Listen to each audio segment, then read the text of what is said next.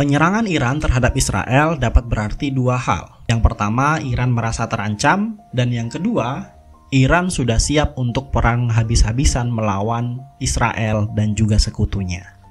Yang menjadi pertanyaan, kenapa Iran berani untuk menyerang Israel yang di-backing oleh Amerika Serikat?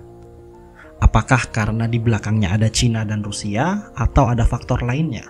Kiriman rudal dan drone militer Iran ke Israel adalah sebuah bentuk balasan atas penyerangan terhadap kedutaan besar Iran di Damaskus.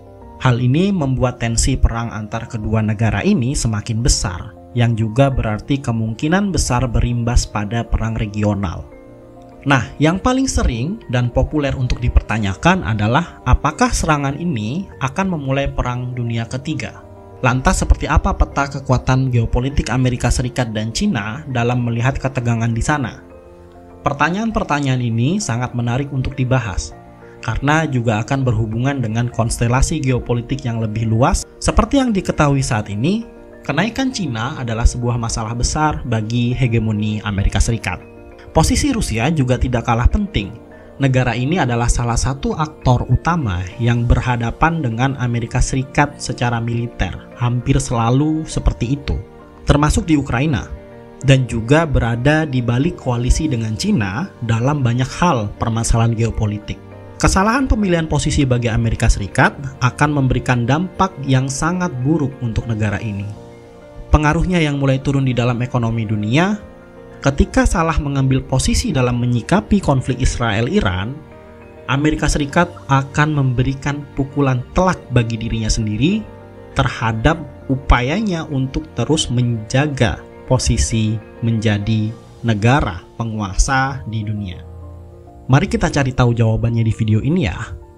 Selamat datang di channel Geopolitik Indonesia, sebuah channel yang menjelaskan politik dunia penuh intrik dengan penjelasan yang menarik. Jangan lupa like, komen, dan subscribe video ini ya. Udah gak sabar kan? Yuk gasin!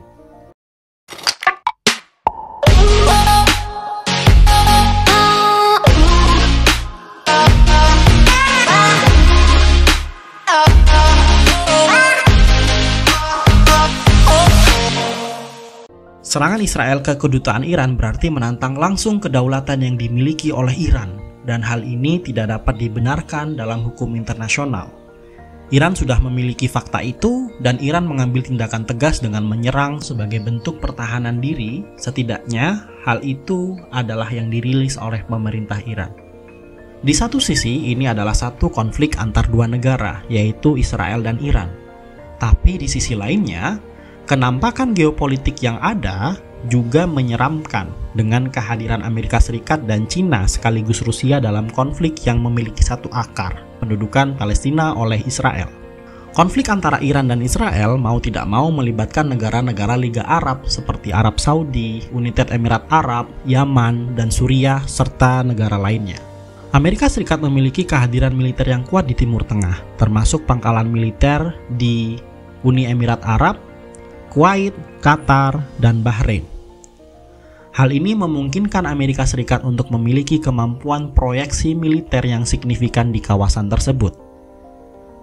Setelah penyerangan Iran tersebut, Israel meminta bantuan kepada Amerika Serikat untuk melakukan tindakan yang mungkin dimaksudkan sebagai tindakan militer. Amerika Serikat yang memiliki hubungan baik dengan Uni Emirat Arab, Arab Saudi, dan negara lainnya mulai menyikapi serius permasalahan tersebut. Namun negara-negara ini menolak untuk digunakan sebagai alat perpanjangan konflik dengan penolakan penggunaan fasilitas militernya untuk menyerang Iran. Dari kronologi tersebut saja sudah jelas bahwa Israel akan sangat kewalahan dengan penolakan tersebut. Begitu pula ternyata diikuti dengan pernyataan Presiden Biden yang tidak sanggup untuk melancarkan tindakan ofensif terhadap Iran. Lantas, dengan segala kekuatan yang dimiliki oleh Amerika Serikat, kenapa ya menurutmu Amerika Serikat tidak sanggup untuk melakukan itu? Padahal Amerika Serikat adalah negara terkuat di dunia saat ini.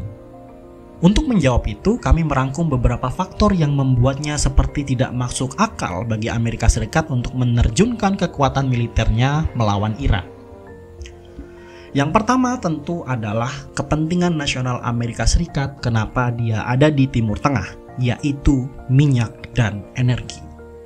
Timur Tengah merupakan sumber energi yang penting bagi Amerika Serikat dan dunia secara keseluruhan. Amerika Serikat memiliki minat strategis dalam menjaga stabilitas politik dan keamanan di kawasan ini agar pasokan minyak dan gas untuknya tetap lancar. Jika Amerika Serikat tidak menghiraukan peringatan dari Uni Emirat Arab, Arab Saudi, dan negara lainnya, berarti dalam tahun-tahun ke depan ada kerjasama yang akan hancur antara kedua pihak, yaitu kerjasama minyak. Sedangkan untuk terus menjadi negara superpower, Amerika Serikat membutuhkan energi yang sangat besar agar dapat mencukupi kebutuhannya secara global. Apalagi Qatar, Kuwait, Turki tidak bersedia untuk pangkalan militernya digunakan oleh Amerika Serikat dalam melawan Iran. Hal ini semakin menunjukkan melemahnya pengaruh Amerika Serikat di kawasan tersebut.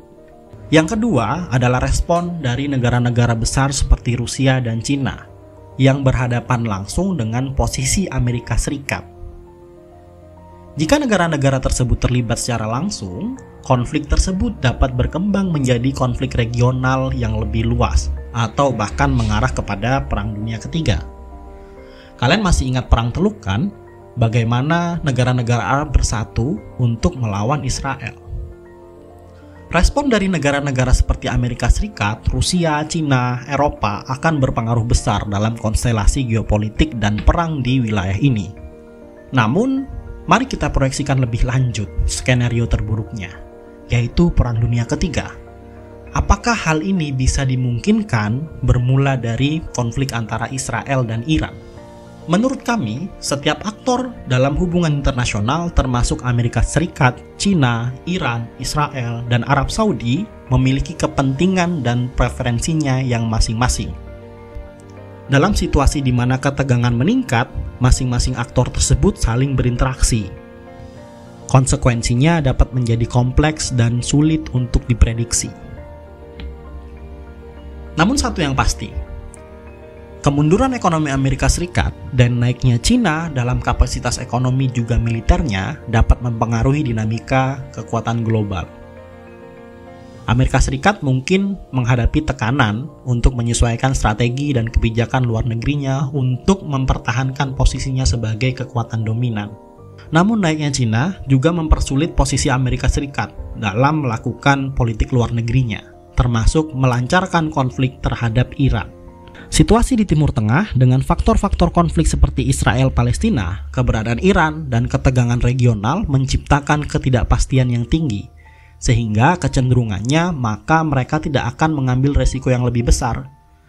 Dalam game teori, ketidakpastian ini dapat meningkatkan resiko konflik yang tidak terduga, termasuk kerugian di banyak aktor yang terlibat. Termasuk juga potensi terjadinya Perang Dunia Ketiga. Naiknya Cina dan kemunduran Amerika Serikat telah memicu debat tentang pergantian supremasi kekuatan global. Dan posisi antara Israel dan Iran menentukan bagaimana Cina bisa meningkatkan kekuatan ekonomi dan militernya, apakah akan mengalahkan Amerika Serikat atau tidak dalam waktu dekat. Kenaikan Cina sebagai hegemon selanjutnya mungkin akan menghadapi masalah yang besar termasuk tantangan secara militer. Bila Amerika Serikat tidak rela untuk diungguli kekuatannya dan memaksa untuk menggunakan kekuatan fisik. Bila ini terjadi, Perang Dunia Ketiga tidak dapat dihindari. Karena hingga saat ini pun keduanya memiliki identitas yang berbeda dengan pendukung negara-negara yang berbeda. Selanjutnya, aku punya pertanyaan. Menurutmu, bisa nggak sih Perang Dunia Ketiga terjadi dalam waktu dekat? Terima kasih telah menonton. Jangan lupa untuk like, comment, dan subscribe. I will see you on the next video.